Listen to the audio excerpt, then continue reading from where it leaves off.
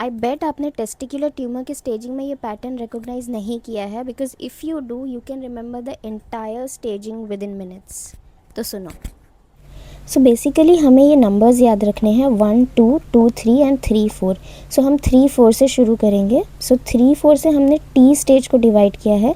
सो 3 से 3 डिवीजन आते हैं नॉट असेस्ड वाले, T0 नो एविडेंस या फिर इंट्राट्यूबुलर जर्म सेल नियोप्लाज्म।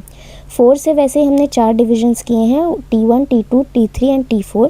सो उसको आप इस डायग्राम की मदद से याद रख सकते हैं।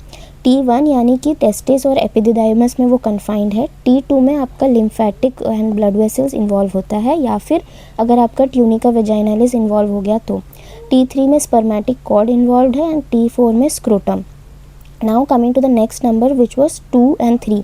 सो 2 एंड 3 से हमने एन स्टेज को डिवाइड किया है। सो 2 से 2 है, एक है नॉट एसेस्ड वाला या फिर no regional lymph node involve. 3 से 3 डिवीजन है, आपको इसमें बस 2 नंबर्स याद रखने हैं, एक है 2 और एक है 5।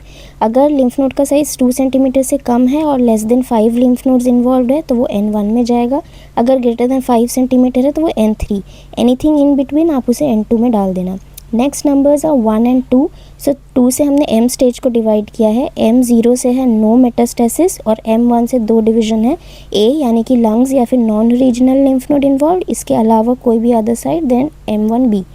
1 से हम याद रखेंगे कि एक S स्टेज है which is unique to testicular tumour, यानी कि आपको हर ट्यूमर में ये स्टेज नहीं मिलेगा and it is based on tumour markers. So save this reel because आपको बस इसी ट्रिक से पूरा का पूरा स्टेजिंग याद हो जाएगा, and share it with your friend जिसे हमारी तरह ये स्टेजिंग याद रखने में डिफ़िकल्टी होती है। Thank you.